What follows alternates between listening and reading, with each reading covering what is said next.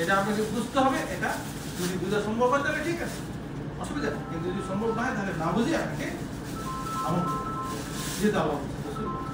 তাহলে এটা যদি কেউ মানে যুক্তির মধ্যে নিয়ে গেলে, বিজ্ঞানের মধ্যে নিয়ে গেলে, এটাকে মানে যাচাই করে বা বোঝার জন্য চেষ্টা করে, তাহলে তখন এটা কেন যে তখন হয়তো আপনার বুঝে আসবে না বা আপনার কাছে এটা যুক্তি শোনা, তো তখন হয়তো আপনি এটা প্রত্যাখ্যান করবেন যে না, এটা তো যুক্তি কোনো, যেটা বললাম যে কেন একটা মানুষের হাত কেটে দেওয়া হবে, কেন একটা মানুষের মারা হবে, মানুষের মানে হাত কেটে দিলে তো তখন এই লোকটা দেখা যাবে যে একটা মানে সমাজের মধ্যে তার পক্ষে চলা সম্ভব নয়, নাকি বলুন?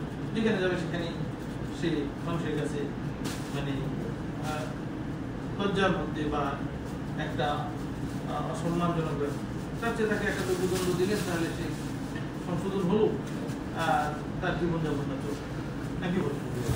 কিন্তু এটা মানে ইসলাম এটা তেমন কিছু নয়। মানুষের প্রতি মানুষের যেমন দয়া আছে, মায়া আছে, মহব্বত আছে, ভালোবাসা আছে, আল্লাহ মানুষের প্রতি দয়া মায়া আছে না নেই? বেশি আছে, আরো বেশি, আরো বেশি। আপনার যে মানুষের প্রতি দয়া মায়া এটা সীমিত। আপনি মনে করেন আপনার ছেলে মেয়ে, বাপ মা, স্ত্রী, তার প্রতিও দেখা যাবে যে আপনি যথেষ্ট মানে দয়া মায়া দেখাচ্ছেন, কিন্তু সামান্য একটু 19-20 হলে তখন আপনি তার উপরে রেগে যাচ্ছে।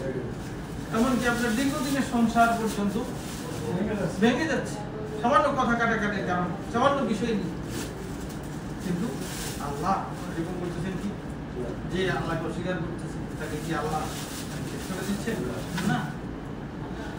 তাকে আল্লাহ সুযোগ দিচ্ছে যে হতে পারে যে এই লোকটা সময় নাকি বল। তাহলে আপনি বিজ্ঞান যে যুক্তি দিয়ে ইসলামকে যাচাই করা সুযোগ, ইসলাম কোরআন হাদিস দলিল